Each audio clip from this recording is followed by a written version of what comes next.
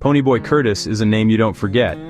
He's the boy who tells the story, the one who saw it all happen. He lives on the east side of town, the side where things are rougher, where the streetlights seem a little dimmer. This is greaser territory. Ponyboy is 14 years old, and he's already seen more than most do in a lifetime. He's the youngest of the Curtis brothers, and the youngest in his gang. He's our narrator, the eyes through which we see the fights, the friendships, the heartaches. His world is split down the middle. Greasers like him, the rich kids from the west side, the socks. He's trying hard to understand it.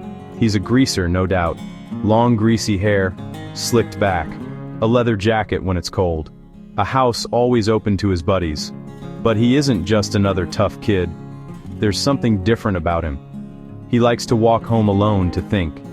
He notices things others miss. The color of the sky, the way a person's eyes tell their life story. He watched a sunset with a sock girl and realized they see the same sky. Even within his own tight-knit group of greasers, Ponyboy Curtis often feels like he's on the outside looking in. He's a greaser through and through, loyal to his friends, and proud of where he comes from. But his mind works differently. While others plan the next rumble or chase girls, Ponyboy is often lost in a book or a movie. He daydreams. He thinks on a deeper level. He wonders why things have to be the way they are. Socks on one side and the greasers on the other. This thoughtful nature makes him feel different, sometimes even isolated from the very people he calls his family. He doesn't have the same tough exterior as the others, and he knows it. It's a tightrope, loyal to the gang and true to himself. A thinker in a world that values action, a poet in a world that values toughness. What truly makes Ponyboy stand out is his empathy. He can put himself in someone else's shoes. He does it with Johnny, understanding his fear and his need for a place to feel safe. He even does it with Cherry Valance, recognizing that her life isn't as perfect as it looks. Socks can be fake and emotionally distant, and he understands. He sees they have problems too, just different ones. That empathy is his greatest strength, even when it feels like a weakness. The heart of Ponyboy's world is his family. But it's a family that's been broken and put back together again. His parents died in a car crash 8 months before the story begins, leaving him and his older brothers, Derry and Soda Pop, to fend for themselves. 20-year-old Derry becomes a parent overnight, giving up college and a football scholarship to work 2 jobs and keep them out of a boys' home. It creates a huge strain. Ponyboy sees Derry as strict, cold, demanding, always yelling. He feels unloved. Soda is the glue, handsome, charming, full of life, understanding everyone.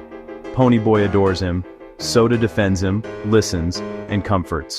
The perfect middleman between serious Derry and sensitive Ponyboy. Derry pushes for grades and good choices. He sees Ponyboy's potential and wants him to have chances he lost. It takes tragedy for Ponyboy to see the truth. Derry's hardness is a shield against losing someone else. When their fighting breaks Soda, both realize the damage. Ponyboy understands Derry's strictness comes from love. Derry sees he's been too hard. They learn they have to stick together. Their brotherhood is all they have left. Ponyboy's life is defined by one fact. He is a greaser. East side means poor, long hair, jeans, t-shirts, and a label, hoodlum. The greasers are outsiders, but they're family. They stick together, they fight for each other, they carry pride, sometimes with a heavy heart. The socks are the rich kids, driving fancy cars, wearing expensive clothes, seeming to have everything. Arrogant, entitled, getting away with everything, bored enough to jump greasers for fun. It's about more than money. Worthlessness on one side, superiority on the other. He hates the cruelty, but his feelings are complicated. Cherry says, things are rough all over. It's a revelation. Socks might be human too. He sees individuals. Randy tired of hate. Bob, loved yet lost. Johnny, reacting in fear and protection. Understanding makes him even more of an outsider. Caught in the middle. He sees humanity on both sides, and longs for a world beyond labels. What separates Ponyboy are the things he loves. He watches sunsets and feels peace. That simple beauty connects him to something bigger than his streets. With Cherry, the sunset becomes a shared symbol, a bridge across the divide. He loves books and movies. his escape. Lost in stories, he can be someone else, somewhere else. His favorite is Gone with the Wind. He admires the gallantry of Southern gentlemen. Hiding out, he reads it aloud to Johnny. The stories captivate and comfort. He recites Robert Frost's "Nothing Gold Can Stay." Its fleeting beauty strikes them both. It captures their fragile innocence in a crushing world, yet proves gentleness can endure. For Ponyboy, these loves aren't weakness. They are strength. They make him gold. His love for sunsets, poems, and stories is the core that will ultimately save him. One terrible night, they're cornered by drunk socks, Bob Sheldon among them. They try to drown Ponyboy. Terrified, he freezes. Johnny strikes. Bob falls. Everything changes. With Dally's help they flee, hiding in an abandoned church. Isolation, fear, guilt. They survive on bologna, cigarettes, and stories. Then fire. Children trapped. Ponyboy and Johnny run in. In that instant, he isn't a greaser or a fugitive. He's a hero. The world takes notice, but heroism has a price. Johnny is critically injured. Dally hurt. Ponyboy shaken. Johnny dies telling him, "Stay gold. Hold on to innocence, beauty, his way of seeing. Stay gold."